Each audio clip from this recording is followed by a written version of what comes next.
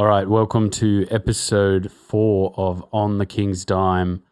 I've got Andy here with me. It's his birthday. Yo. Happy birthday, Andy. Thank you. You're getting too old. Yeah, mate. We had Who a gives little... a fuck? It's another day. Don't worry, I hate my birthday as well, so when that comes around, you can... Not care. Yeah, not care. Beautiful, beautiful. Yeah. We had a little bit of cake before we started, but we got a lot to discuss. Lots happened. Shitloads. We've got a lot to discuss. It's been about a month since we recorded our last one. Nothing much was happening then, but a lot's happened sort of now. We've had the high farce in Illawarra, the crazy game that got called off. Yep. We've had some Boomers games. We've had the Blitz, the NFL, NBA. Fuck. NBL Blitz. The NBL Weekend Blitz in Ballarat. that started great. It had Some sort of country fuck nowhere. yeah, Ballarat, I think in Melbourne. Yeah, it started great. It had a Kings win and then a fizzle out, I think, It wasn't so much a fizzle out. It was just a poor display of refereeing. Yeah. They were mung. God, that was fucking terrible, that game. But we can go back to the first amateur hour, and that is really the game that got called off in Newcastle. Yeah. But before we start, On the King's Dime, you can find us on YouTube at the moment. Yep. We are there on YouTube. We're still trying to get us onto... We are on iTunes and we're on Podcast Addict. iTunes, but we're trying to sort of work out getting everything onto Podcast Addict and some of the other networks. I think I was looking at Spotify, but I think you have to pay for Spotify. But eventually fuck Spotify. We'll start sort of trying to get this out a bit further as the season starts and we start recording a few more episodes. The other thing is that we are doing Aussies Taking over the NBA as well, which is another podcast. You can find that on iTunes and on SoundCloud on hashtag the Collectives Podcast Network, as well as on YouTube and Aussies Taking Over the NBA at Oz NBA Takeover on Facebook and Oz NBA Takeover on Twitter. Yep. So let's get into the farce that was the game that was called off in Newcastle. Floor was too slippery. Yeah, that was the official word. The surface was too slippery and the venue accepted full responsibility for preparing a court that was unsafe to be played on. What the fuck did they do? They just lube it up and hope that they... Well, apparently there was some weather problems and there was condensation on the court. Okay.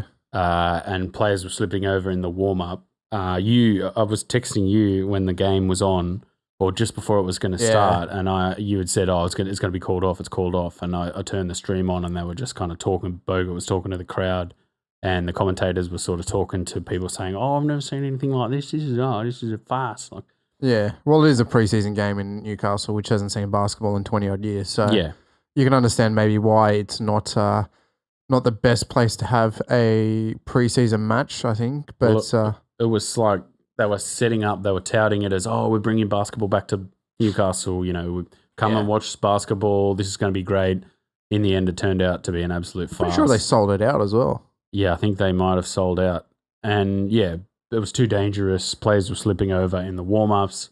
And, with players like Bogut, I don't think if you're an organisation running the centre, if he was to slip or fall, you could be up injured, for a couple of $1 million in public liability. Part of me was upset that something like that had happened and it was a farce. But at the same time, you can't take risks with these sorts of players, and especially a guy like Bogut. You don't want to be taking any risks with his injury record, which is an unfortunate injury record. But it's what happened. The venue apologised. Everyone was excited to see NBL back in Newcastle after more than a decade, and they all shared the frustrations. The NBL apparently is committed to bringing the basketball back to the Hunter and hope the local community will continue to show support for the Kings, as evident by the crowd today. And it was a good crowd, apparently, sold out. Newcastle's 500,000 people. It could be an expansion target in a few years' time.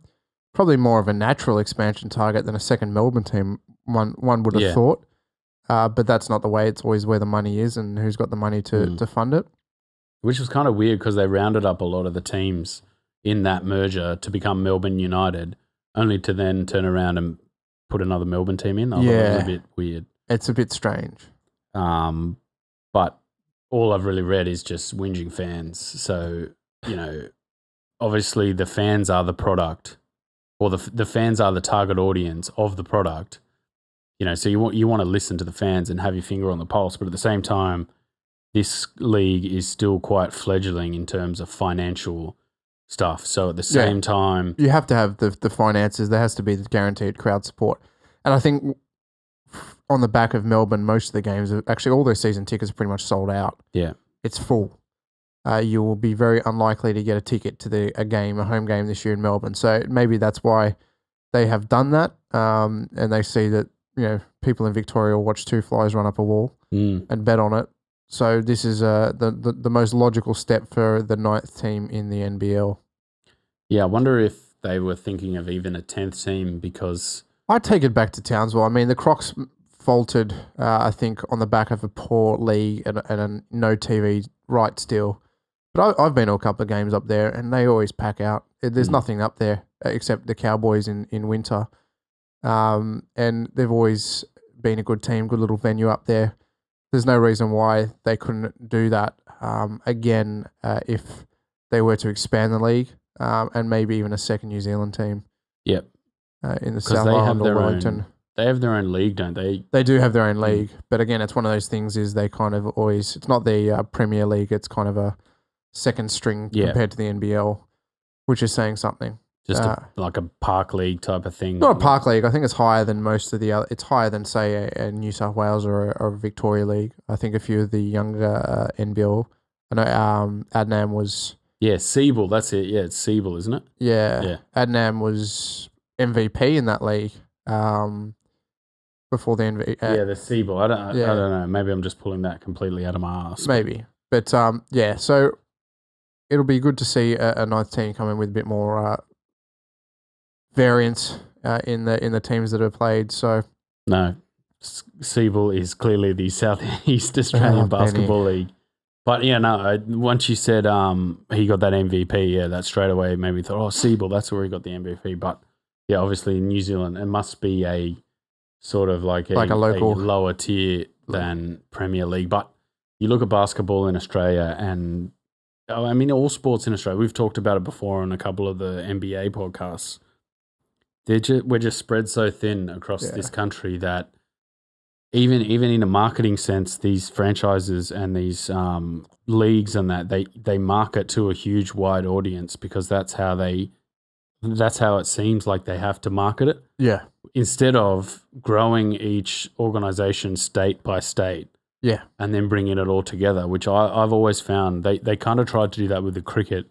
Back in the early 2000s, they tried to segregate it all out into state by state and then found that, we have to just make it a premier competition all around Australia, which was then, that sowed the seeds for the Big Bash, which was a franchise league. I think that started around 2008 or 2009. Yeah, before that, the 2020 comp was a state-based, like the one day.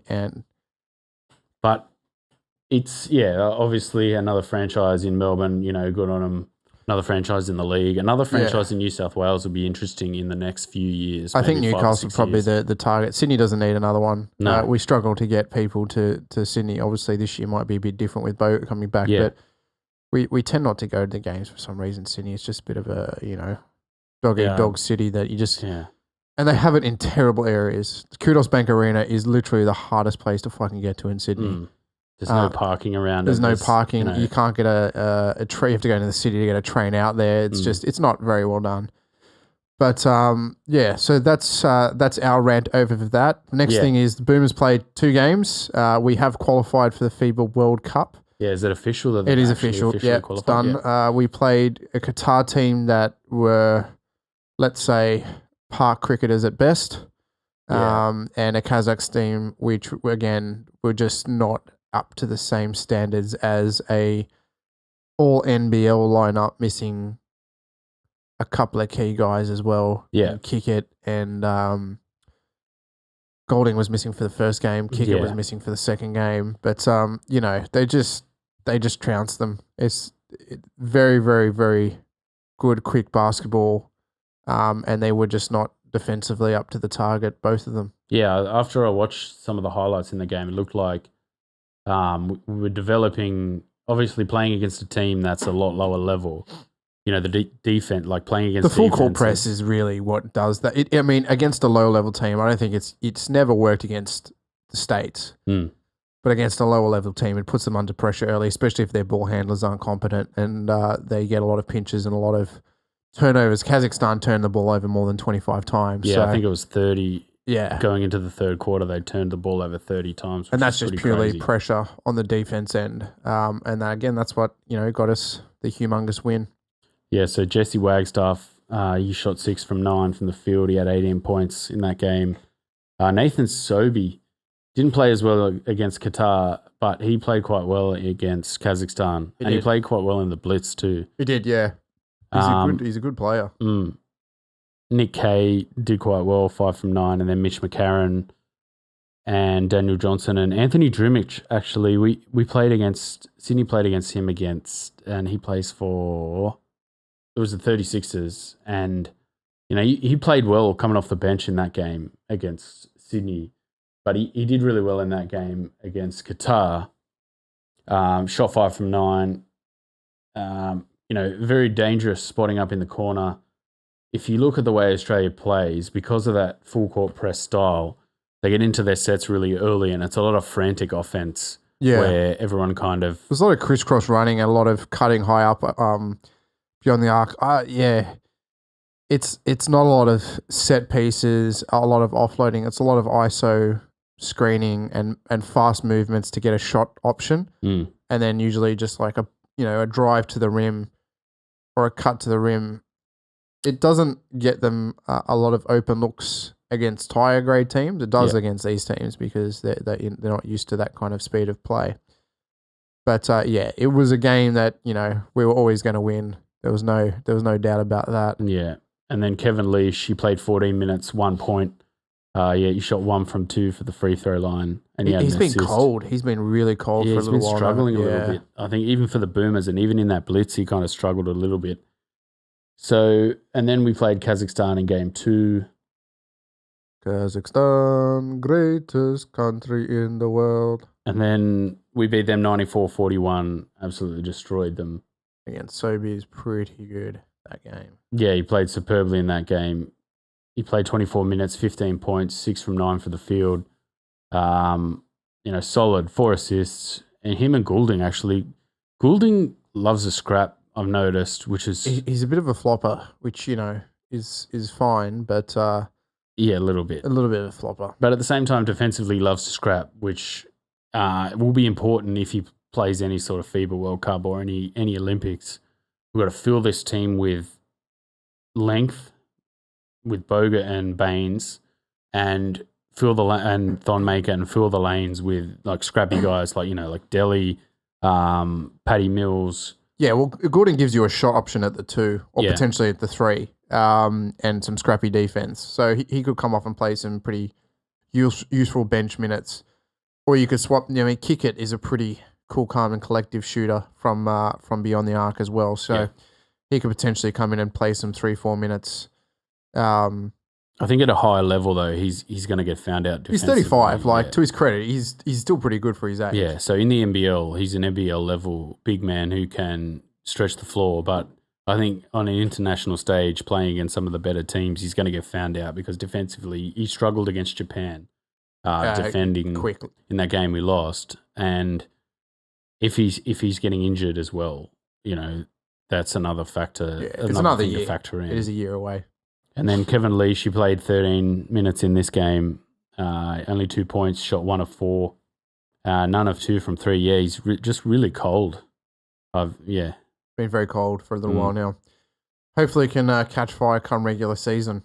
Yeah, so we've got the game against the Clippers coming up. That I'm not going to look too much into that because it's such a game where the opponent's level is so high that I don't know if you're really going to be able to tell that much about how good we are. Like, even if we win, like, it's going to be a crazy fluke. Like, I think Melbourne nearly beat OKC a couple of years ago. But at the same time, if you put these teams head-to-head against each other over a 7-game series, like they'd get obliterated. Yes. after they worked. I think like a one-off, out. like it's one of those things is American teams kind of go, oh, well, why is there 4 people in our half when we're inbounding the ball? Kind of the full court press just doesn't flow well with NBA. And they get a bit caught out for a quarter or two, and then they figure out what they need to do, and then their strength and length usually dictates out. But we can go to the Sydney Illawarra game before the NBL Blitz, and we did beat them, which I didn't watch this game because I refused to watch a stream with 2 blokes' heads in the middle having a chat.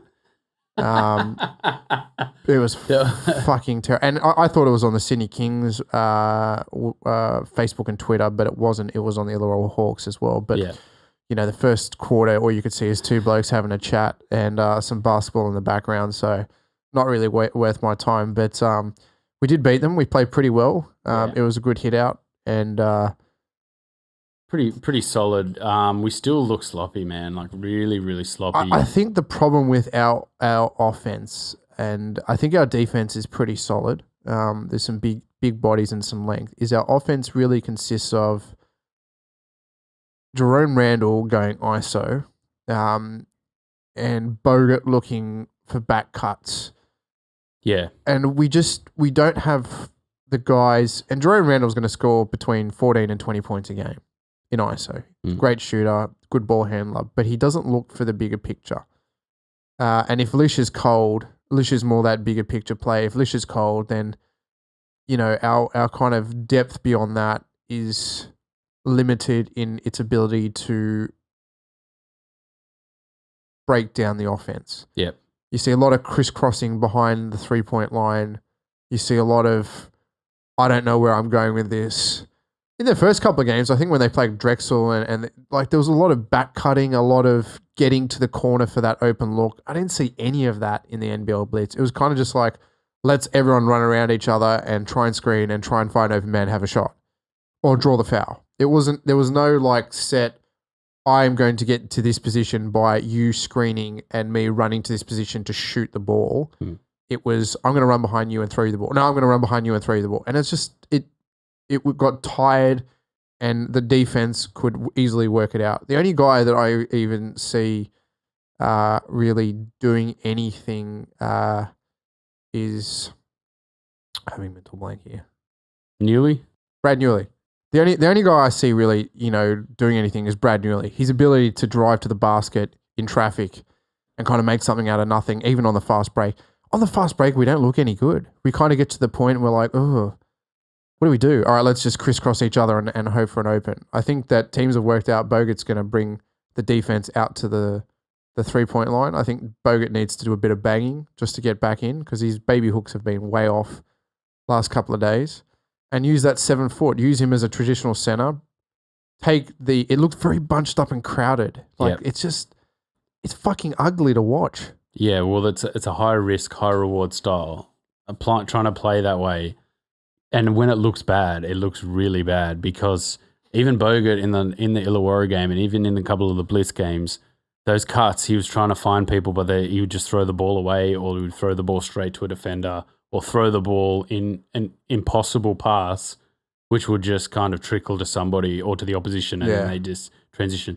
The biggest problem with trying to play this style is unless you can execute it properly, it's pretty damaging to your transition and your defense in general. Like your opposition's going to get a lot of good looks coming down the floor, because Bogut's slow. Yeah. You just got to accept that he's super slow. And our guards are quite small for what we are. And then if you look at Newley, David Weir, and Kickett, those three aren't very really versatile, sort of lengthy and speedy players. Like Newley's quite top heavy. David Weir's kind of taller and strong and not a weighty player. And then Kickett's just slow as well. So if your team's always having to run back in a defensive transition because you're losing the ball, that makes you struggle trying to get back up the floor and get back into your sets. And also the full court press stuff is just the bane of the existence for this kind of weave basketball where somebody handles at the elbow. There's a lot of dribble handoffs. If you're pressing full court early, that just totally negates all of that. And if in this Illawarra game, like you could, and even in the Blitz, you could tell that, we dial up a set, and that involves, Bogut coming to the 3-point line, handling, setting a rub screen for somebody, handling the ball off. And if that just breaks down, you notice that the team doesn't look like they know what they're doing. They kind of look like... No, exactly. It broke down. We've got 9 seconds on the shot clock. What do we do? And a couple of times in that Illawarra game, like Randall can bail you out. Obviously, like there's got to be a balance where you can't just keep going to Randall and saying, right, you're going to score in isolation the entire time, dribble drive, penetrate, because then you may as well not have Bogut on the floor. You may as well not have Kickett on the floor. Yeah. Like it just takes away you may as well just these, play fast, small ball. Yeah, it just takes away these options. And the other thing is Randall's quite small for a guard. I think he's 5'10". That does make it a bit difficult if you have a guard like Adnam, who I think he's 6'1", and he's probably slighter than Randall. He's probably got less of a frame than Randall, but at the same time, he's smarter with his movement. He's got a little bit more length, and he's a more facilitative player that is able to sort of move around the court. Like it kind of looks like Randall gets the ball with about 10 seconds to go and just wants to score no matter what. He looks like a street baller. That's really what he looks like. That's fair enough. I think if we struggle this season, you're going to see a lot of him down the stretch of games taking shots. And in a couple of these games, like he was shooting lights out. I think in that Illawarra game, he had a great game where he was just shooting lights out. But in the grand scheme, you're right, in the grand scheme of things, it doesn't help the team. It's not putting pen on paper and writing out the symphony of what we're trying to do. Yeah. So, and then even going down through the list, like Newley, you've got to get him into the right areas. Like you can't just give the ball to Newley and say, right, drive to the basket and get buckets. You've basically got to draw up plays for him, get him into the lane and isolate it on certain players, because he's such a strong finisher. Yeah. Like 3 to 5 feet out, one step, putting the ball up, he's usually gonna score. But I found as well, watching these games, like the faster the opposition makes our team play, the more we just get really frantic. Bogut kind of gets stranded in the transition because he's so slow that the sets are already sped up to begin with. By the time Bogut gets down the floor, whether he sort of runs to the post or comes back out up off the post, like you're already at 11, 12 on the shot clock and you've lost a lot of time. Like there's no rhythm, there's no tempo to it. Like there's no... this is full court press. This is FIBA full court press. Yeah, and it's kind of the way the roster's built too. Deng showed some pretty good stuff in the Blitz, but he can't really be trusted to put the ball on the floor like Newley can. Kickett's shown some great shooting from outside, but Weir can't be trusted when he's spotting up in the corner. Like he just seems to miss shots. So there's little things, like little sloppiness things. There's little sloppiness things, and it's also like things that, this late into the preseason should have really been worked out. They really should. There's just at certain times when Randall or even Adnam isn't on the court and it's Lish and Wilson or Lish and Bowen, who's still really raw. Like he's raw. And he looks like he kind of wants to just go off, but at the same time he plays like, I can't just take the ball and do this. Like people are gonna get upset with me. And to me, it's like, mate, just take the ball and do whatever you want with it. Like, no one's gonna get upset with you. Like, even if you get yanked off the court by Gaze, like that's fine as well. Just go, yeah, okay, fair enough. Like, yank me off the court, that's all right. But he still feels like he's, if I go off here, people might get upset. It's like, mate, just take, because he was shooting lights out in the first Blitz game. He had a nice alley-oop as well. Yeah. And he also looks a little bit like he struggles with people getting up in his space. So the other part of the way our offense runs, like the weave action, gets a lot of people out of the area. And then if Bogut kind of gets stuck down low, he's kind of in the way as well. Yeah, you can't drive, so you're essentially blocked off from one half of the court from driving to the rim. And he's not been really particularly good at banging at the moment. Bowen? No, Bogut. Well, you're not going to expect him to in a preseason. Yeah, that's... Yeah. When the season's on the line, I expect him to sort of get physical, but he's never really been that physical, like deadly, beastly. Well, he's not, but in a league where your biggest center is going to be 6'9", maybe 6'10", and you've got 2 inches and a bit of body weight on most people, you should be pretty comfortable banging when you need to, when your team's down, and slowing the pace of play that way as well. Because that really does slow the game down. But I have to say the refereeing at the Blitz was abhorrent, terrible. I mean, we can go on to the Blitz now. Just that the first game, obviously, we beat the Taipans, and that was a good showing. The Taipans were pretty trash, though. Yeah, but you can only play who's in front of you. But I thought, in terms of how we played as a team, we looked way more cohesive, way more in tune with each other. The lineups were quite good. Kyle Adnam is coming off the bench is a fantastic option. Yeah, backup guard, awesome. He's such a good handler of the ball, and even in broken play, he's got a good IQ where he knows if a play breaks down to get to a spot, maybe even put up a shot or just try and make something happen. Which I find that Randall will do that, but it's usually to put his own score on the board, which that's just how it is. You look at guys like Kickett in that kind of broken play scenario, Kickett or Newley, they don't really have the ability to make anything happen. And I find Bogut's kind of a little bit like that too, unless he's down low and everyone gets out of his way and he goes to work and puts up a hook shot. But all in all, it was a pretty cohesive performance, 75-60 against the Taipans. Lish, 2 points again. Very cold. Struggling to find his shot. Newley, 15 points, 4 rebounds, 2 assists. Pretty good. Kyle Adnam, 12 points, 2 rebounds. David Weir's another one who kind of has struggled in that Blitz. He only had 6 points, 3 from 7. I find that if he's on the outside for like a wide open spot up shot, you'd want Kickett there. You're thinking to yourself, if that was Kickett, he'd probably knock that down. Yeah. I want Ware to play well, but at the same time, I just look at him and go, if that's Kickett getting that shot in the corner, he's knocking that down. And the other thing is, if Newley gets to the bucket and puts a shot, the same sort of drive and score like Weir, you're expecting Newley to score. Yeah. Whereas Weir, you're like, I'm not expecting him to finish around the rim unless, he puts 2 feet on the floor and puts up like a post fade or something like that. Like his finishing around the rim is pretty ordinary. But hopefully he can get a little bit better. His defense is a little bit average, but hopefully these guys can gel a little bit more. Bogut, he started the game, played 19 minutes, 3 points, 1 of 6 from the field.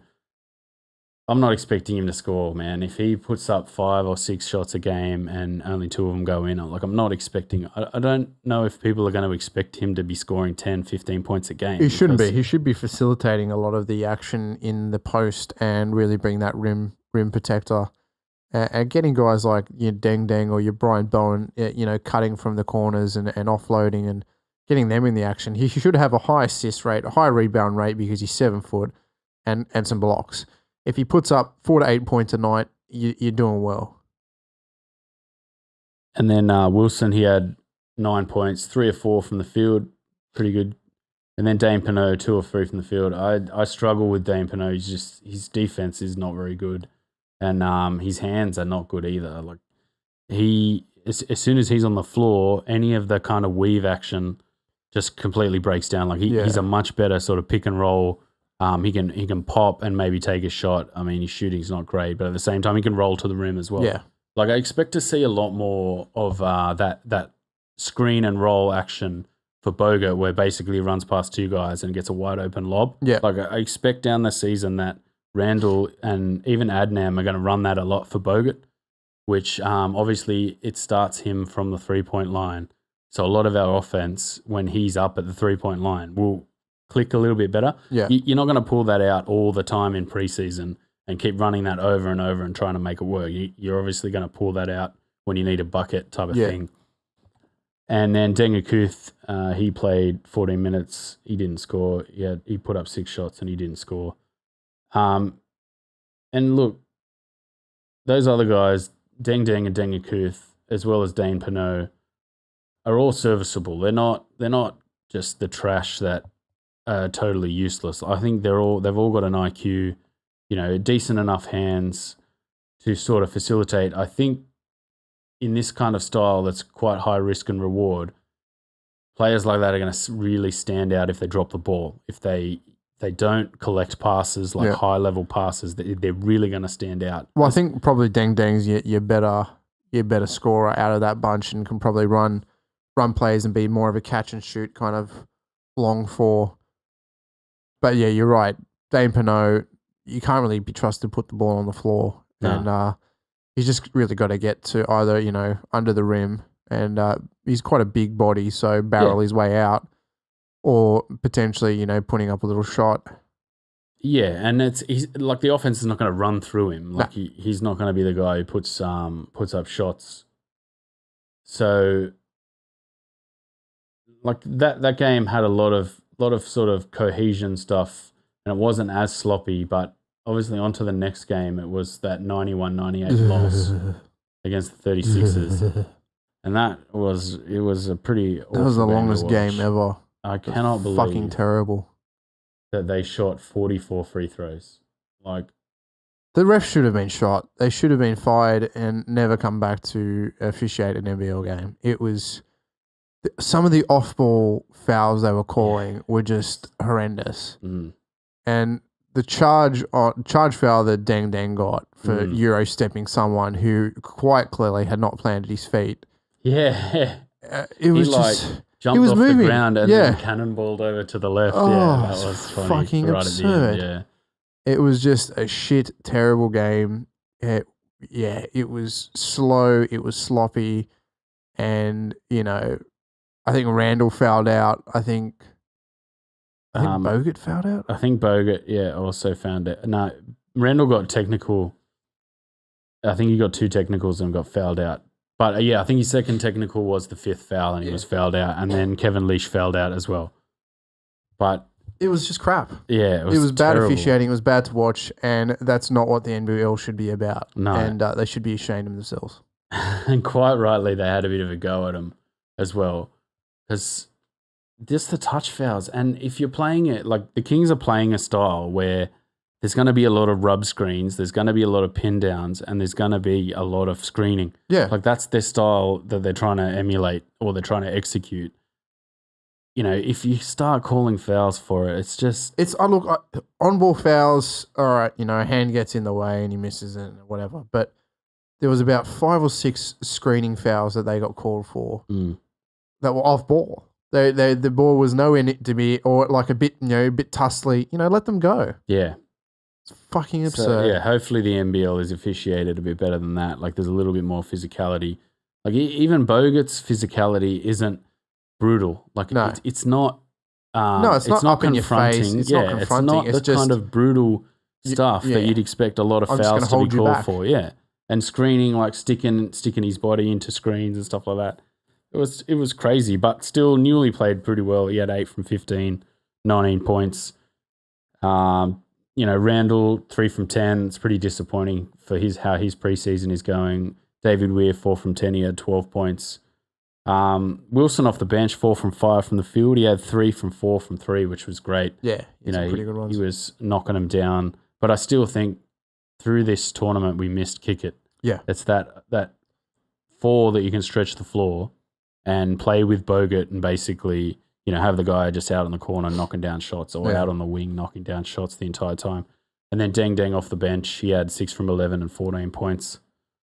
So all in all, disappointing loss. I think if that game is officiated a little bit better, maybe we win. But all in all, is just still a little bit sloppy. It's starting to get break down a little bit. And when things start to roll, that's when things start to break down a little bit more. Like you're obviously going to expect that. Like it's not the NBA. It's a high risk, high reward style. But we've got to limit the turnovers and the silly passing. Far too many turnovers, 16 turnovers. And then on to the Brisbane Bullets, which all of the guys sat out of that game.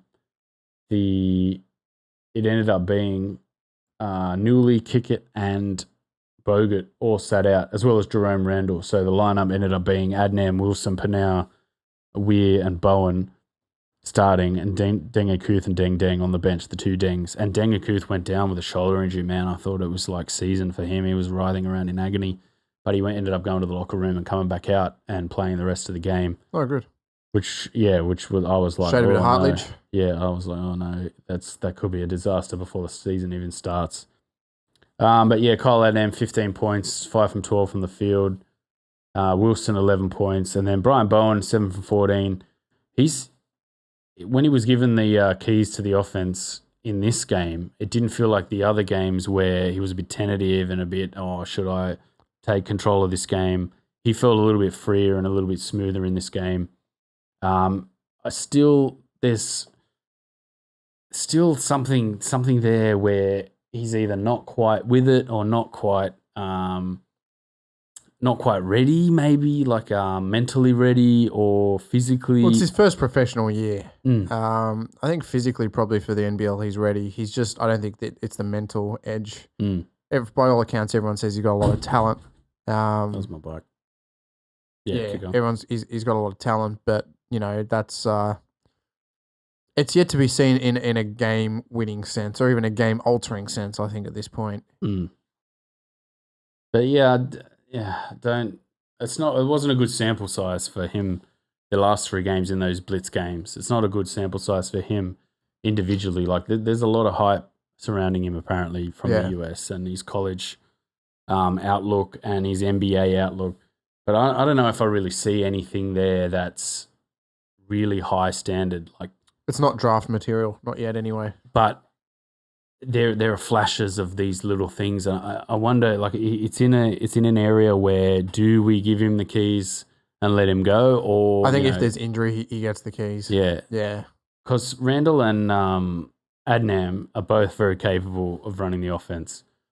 It's just Brian Bowen obviously is a scorer, like a pure scorer. Yeah. Which complicates things a little bit when you've got to integrate Bogan into the team and then Kickett and Newley and Weir, and it just becomes a little bit of like a roster mess scenario. But at the same time, like it was good to watch. He played really well in that game, so hopefully he can grow, and we can grow a little better. We've got the Clippers obviously on Sunday in Hawaii time, but it's our Monday, 2:30. Yep. So hopefully we're gonna have a good showing there.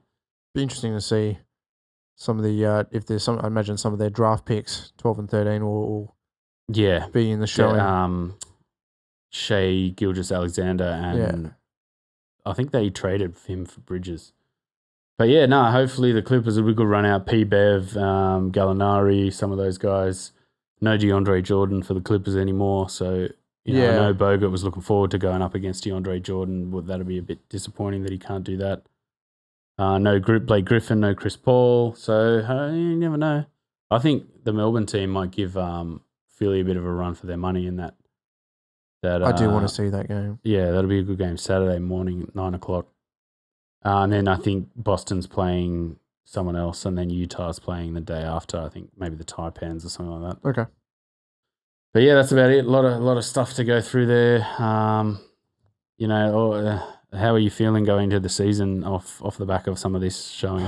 Could be long. Could be a long season. But you never know. I think once it actually begins and it's not just preseason or warm-ups and they play a bit harder potentially and we get some refereeing that's a little bit more on ball and not so much worried about off ball.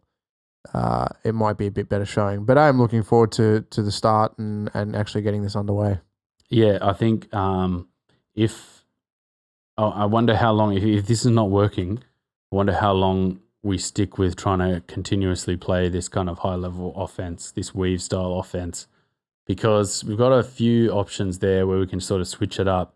Even in crunch time, the biggest problem with that is Bogut is not that all-round superstar center that can do everything, bang down low, score. He's not mobile, so if we're trying to expand our style a little bit differently to what we've been trying to do in preseason, a lot of that sort of comes down to, sorry, Andrew, like we're going to have to move you out of the way because you're getting in the way a little bit. Yeah. I felt like that's been a little bit under the radar in some of these games, but again, he's got good ball handling skills, so you could potentially put him at like a point forward and just have him facilitating the offense with a much faster 2-3-4. The problem is a lot of these teams just get straight up into him, and the options around him aren't NBA caliber options. You know, they're still NBL style players trying to emulate a high level style. And I noticed throughout that blitz, like teams would just get straight into him, like on him all the time, into him, getting the elbows into him, getting the body into him, and there's nothing there really to bail it out yet. Hopefully we develop that, like going forward through the season, we can get a bit of a run on and develop that. The other thing is that full court press, man, just destroys the offense like that.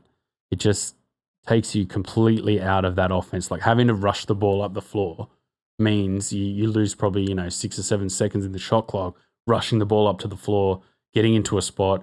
Somebody has to come out of the offense to, help your guy bring the ball up. It's a mess. Like I hate it. I can't stand it. It's just horrible. It doesn't make for good viewing. It doesn't make for NBA style viewing, I think. I think you lose a lot of the action in the paint. You lose a lot of the guys that are hitting the wing threes. And it's just, you get these low scoring games, which are just shit. Yeah, and it destroys the rhythm of the game, man. It just, you want to see the guys bring the ball up the floor, get into a set, take a shot, rebound, bring the ball back up the floor. Like it devolves into like a mess of just pressing and moving and trying to get up the floor, and then you scramble to get into the opposition's half, and then you can't even run a set because the shot clock's so low. It's just, and that again, it just completely disrupts our offense, which it does.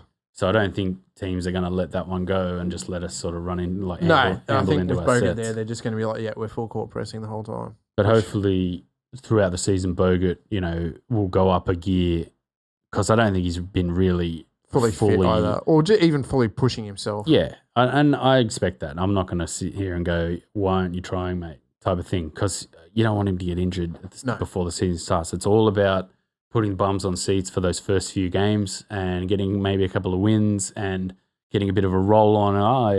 Everything's starting to work out now, but yeah, just that passing in the lane, I think we've got to tidy that up a little bit. And yeah, that's about it. So yeah, just stay tuned for that Clippers game. We'll try and bring you a wrap up of that next week, and then we will be into the regular season very soon. Pretty soon. 15th of October, I think it's about 2.5 weeks. Yeah, no, 3. 3 weeks. 3 weeks. Nearly there. All right, and that's about it for today. Cool. A lot of stuff we covered. So yeah, definitely. So give us a shout out on Twitter. Yep. Yeah, and you can find us at this stage on iTunes, on the King's Dime, and YouTube on the King's Dime. Yep. And be sure to check out Aussies Take Over the NBA. Yep, if you're into the NBA and the Aussies. Cool. No worries. Take it easy, peeps. See y'all.